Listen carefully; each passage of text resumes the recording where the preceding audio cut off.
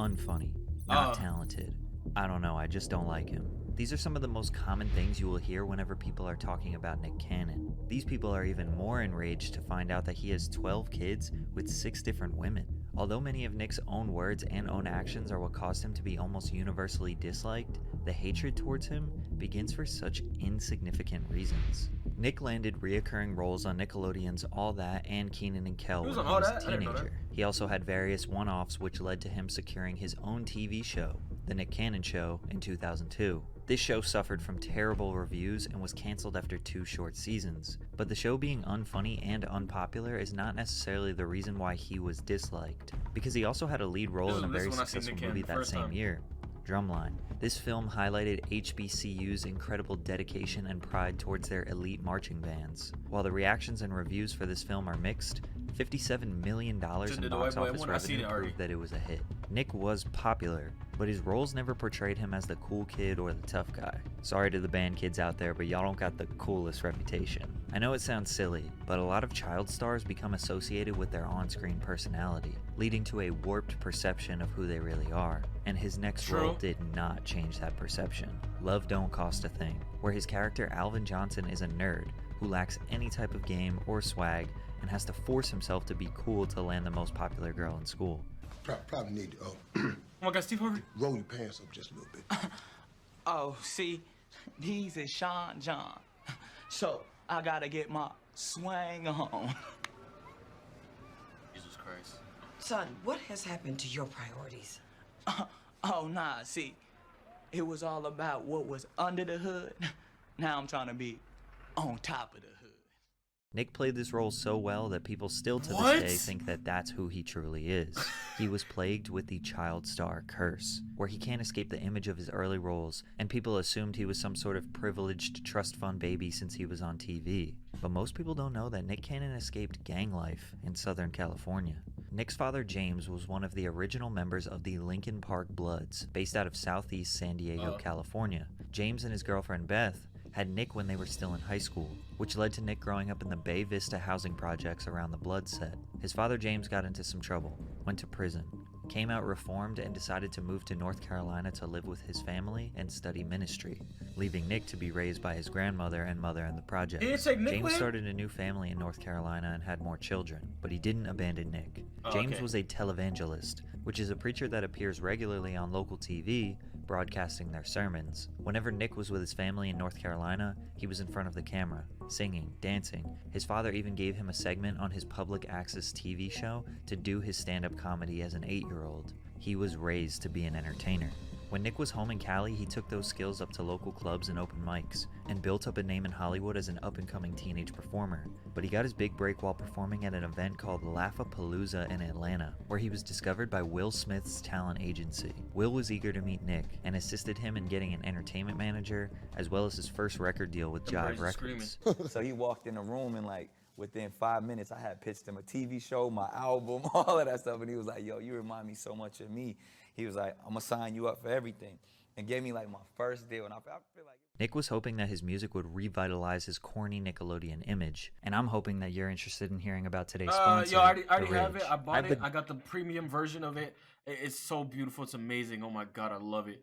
Wow. Before did he carry a career song 100 and featuring R. Kelly with... Again, that's ridge.com. Yo, I love it. I love it. Thanks, Ridge. Gigolo featuring R. Kelly was the name of his single that peaked at number 24 on the Billboard Hot 100 in 2004. At the time, R. Kelly was an icon. Not only did he carry the song, but Nick being next to him made Nick look even less cool. The beginning of his music career would ultimately be the peak. He dropped a few singles after, but they never generated much buzz. By 2006, he stopped releasing music overall. So Nick was not the cultural icon that kids aspired to be, but he was extremely successful, and was probably a better role model than most celebrities. I didn't even mention that he was an executive producer of Drumline and his Nickelodeon show. He had 2 deals as a producer going. That voice is crazy. He had a deal with Jive Records that he had pretty much negotiated along with his team, but he was very much in charge of his business. Nick was in a boss-like position that no other child stars could get. His next big move would help him gain some cool points, but he was often still the butt of the joke. Wild 'N Out is easily his most notable creation, which is a sketch comedy and improv game show that had celebrity guests each episode. It was a destination place for fans of comedy and hip-hop. The show has been running since 2005. Yo, where's with Kai? over 20 seasons. Did Kai's episode of Wild 'N Out release? Did it release or no? I need to know. Somebody check that for me. Decided that he didn't want all the success for himself. He had Will Smith reach down and bring him up, so he was going to do the same for others. A lot of people forget how many careers Nick helped to amplify by starting this show. Cat Williams, Pete Davidson, DC Young Fly, Yeah, we would not have Taron DC Young Fly Killam, without, Timothy De La Ghetto, you know? Affion Crockett, D. Ray Davis, Mikey Day, and many others. Nick was the host and producer, so he was very often the punching bag. And in comedy, anything goes, so they never held back. Yo, they was Nobody ever throwing the considered Mariah Nick to be the jokes funniest crazy. or the most talented on the show. He still took it in stride, because he just secured a crown jewel as a wife, Mariah Carey. Just a few weeks after meeting, Nick proposed to the 220 times platinum superstar. It was hard to hate on Nick now. He was winning. He may be an easy target for jokes, but he was now a 10-year veteran and undeniably successful and pretty humble. But there was one person who was very angry about Nick and Mariah's relationship, Marshall Mathers. And he had something to say about it. Eminem and Mariah Carey had a public back and forth beef that began after a short, alleged relationship that started around 2001. Eminem says that they dated, had sex, all that. Mariah Carey says otherwise. Did you date him? No. Can I just clarify that I did not have a physical relationship with him? I did not have an intimate relationship. The feud went on for years, mostly instigated by Eminem, but in 2009 he took it too far. The first verse on the track titled Bagpipes from Baghdad was entirely about Mariah. Mariah, whatever happened to us? Why did we have to break up? Nick Cannon better back the fuck up. I'm not playing, I want her back, you punk. Then he proceeds to call her the C word and said, Nick, you had your fun, I've come to kick you in your sack of junk. He also says, I wish you luck with the war. As you can imagine, Nick wasn't very happy with Eminem's words. His immediate response came from a lengthy blog post on his website. In this post, Nick kind of describes how his thought process was evolving as he listened to the song. He said he initially had respect for him, then he was confused because he heard his name. Then he says he felt sorry for Eminem. And he says, what type of grown-ass man lies about getting with a chick? Only slim lamey, LOL. Then I asked myself, should I go find this bitch and whoop his little ass? And then he says, I'm taking full action on you, Eminem. I don't know why no one has stood up to your bitch ass yet, but I guess it's going to take a corny, whack-rapping boy toy from Nickelodeon to set you straight. As a matter of fact, I think you're going to bring my whack rhymes out of retirement. Your legacy has now been tainted from this day forth. You will now be known as the rapper who lost to corny-ass Nick Cannon. Nick couldn't have responded in a more, well, corny way. He admits to being corny. He knows that's what people think about him. And I think him admitting it solidified it forever. I don't know if you want that. I don't know if you want that problem rapping with Nick Cannon. Phil. I would never respond to Nick Cannon. Never. Listen, look. Now look. The camera's on, right? He's legendary corny. Okay. He's been corny forever. Nick even claims that he went looking for Eminem. Almost. Oh, so he's talking about you. Who else was gonna kick his ass? I went looking for that motherfucker. We had this conversation. Unsurprisingly, Nick never actually did anything. It was actually Mariah who handled the situation by dropping an absolute smash diss track called Obsessed. The reason why Mariah's diss was so cutthroat was because it was catchy, fun, and petty. Eminem turned on the radio and heard the girl that rejected him, but he couldn't help but get the chorus stuck in his head. Then when he watched the music video, he saw himself being depicted as a creepy stalker. Eminem quickly responded with a diss called The Warning, where he held back nothing. The lyrics in this song are so brutal that if you said them today about a woman, you'd lose everything you have. Regardless, Eminem fans think that Eminem won. Mariah fans think that she won. I didn't hear both Eminem, fan bases so, agreed yeah, that won. Nick Cannon lost. He didn't beat up Eminem. He didn't make him apologize. He swore up and down that he tried everything to get face to face with him, but he actually made it worse. This guy's good, bro. He's gone. He's like freestyle.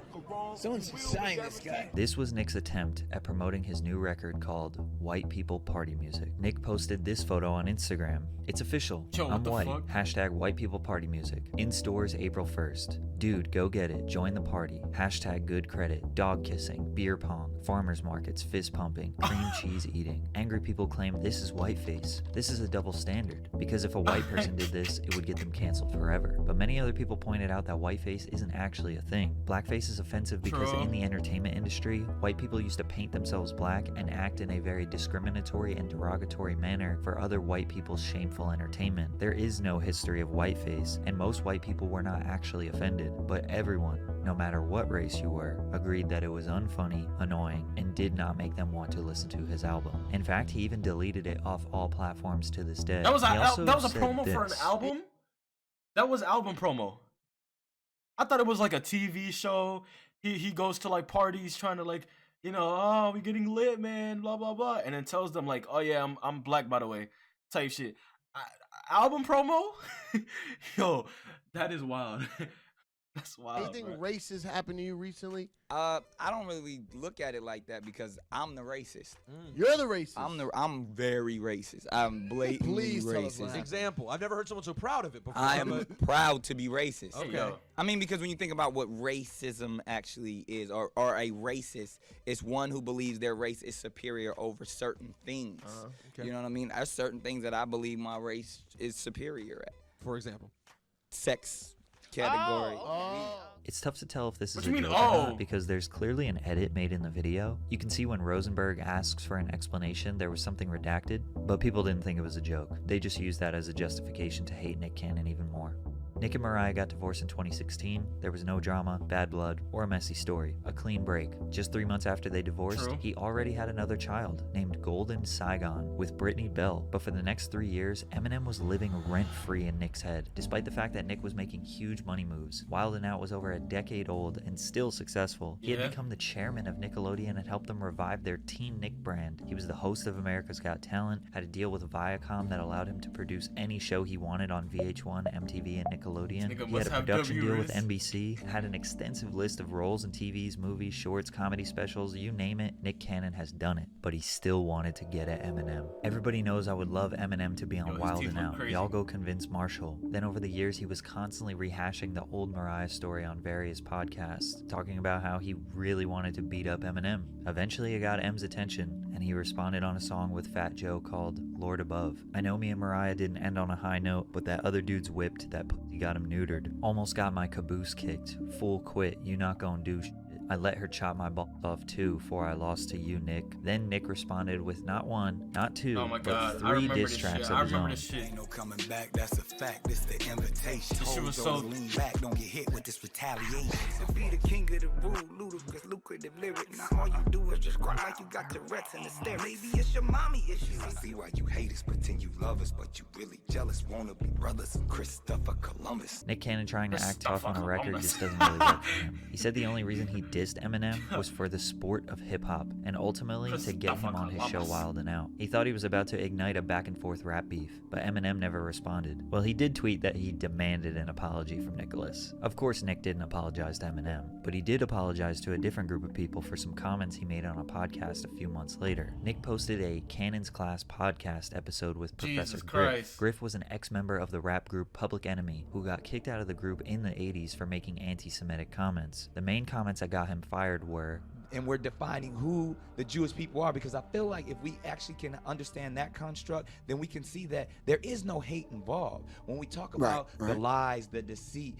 how the fake dollar controls all of this. Nick then goes on a long tangent about how non-melanated people lack the power of the sun, and out of jealousy they decided to become soulless savages who destroy people of color. And he discussed how he feels about the powerful people who control this country and was accused of spreading conspiracy theories. Viacom released a statement. While we support ongoing education and dialogue in the fight against bigotry, we are deeply troubled that Nick has failed to acknowledge or apologize for perpetuating anti-Semitism, and we are terminating our relationship with him. Nick then took to Facebook to write a 1,500-word essay about his relationship with Viacom, an apology to the Jewish community, and ending with a statement that Viacom is on the wrong side of history and that he demands full ownership of the Wild 'N Out brand and an apology. But they didn't budge, and the way this situation situation ended was by Nick doing a full-on apology press tour, where he went on various major media platforms condemning anti-Semitism, redacting his comments, and educating himself by having conversations with Jewish people on how to not further the anti-Semitic rhetoric. He got his deal back with Viacom, and in celebration decided to have 10 more children in the span of 3 years. December 23rd, 2020, his child Powerful Queen was born to mother Brittany Bell. 6 months later, his children Zion Mixolydian and Zillion Air were born to mother Abby De La Rosa. Then just 2 weeks after that, he had another child named Zen, born to mother Alyssa Scott, who unfortunately died of brain cancer just 6 months later. In June of 2022, 1 year later, he had his child Legendary Love with mother Bree Tiesi. Then September 14th of this year, he had child Onyx Cole with mother Lanisha Cole, and 2 weeks after that, he had another child, Rise Messiah, with mother Brittany Bell. It's also been announced that he's expecting another child with Abby De La Rosa and another child with Alyssa Scott. Yo, he's spinning the block. Yo, what the fuck? He's spinning the block. Yo, nah. Yo. Nah. No, I was about to say something, but never mind. I can't say that. I forgot I was streaming. I can't say that. So Nick is basically getting 3 different women pregnant at the same time 2 years in a row. Now, he's been subject to a lot of criticism for his procreation, but not enough criticism on the choice of these kids' names, though. He's made it very clear that this is his intention. He wants to have this many kids, and he sees this as a blessing. I know you said you won't call him a bad dad, but I will. He's not a good father. He may be kind to them and give them all the financial security and things they'll ever need or want, but he'll never be able to give them the attention and hands-on love they need. Nick has assured people that when he isn't working, he's spending all his free time with his kids and giving them the love they need. I mean, he better keep working because he's gonna need like $100 million to make sure these kids live a good life. True. But I'm sure these kids will be grateful he amassed a fortune for them. I only saw my dad once every other week for my whole life, and I love him. People aren't quick to defend Nick Cannon because he doesn't have an extensive artistic catalog that is universally loved. But if we are being honest, he has had an incredible career, and the fact that he escaped the projects and built an empire for him and his family is admirable. He definitely let his ego get the best of him at times, and as a successful man, that is bound to happen. He may be corny, he may have a questionable view on a healthy family dynamic, he may have said some bold and irrational things, but there are worse role models. I think he's still overhated. But in 20 years, it's likely that Nick will probably end up in the same beef that 50 Cent has with his son today. Hopefully he doesn't wish his son to get hit by a bus. Oh, you don't believe me? Well, check out this video. That nigga 50 hated, so yo, he wish Pop Smoke came out of his nutsack, bro. He wishes, bro. He love that nigga Pop Smoke, bro. He wishes that was his son for real, bro. He hates the actual son, bro. Ridiculous. But nah. I ain't gonna lie. I don't hate Nick Cannon. I can agree that he's corny though.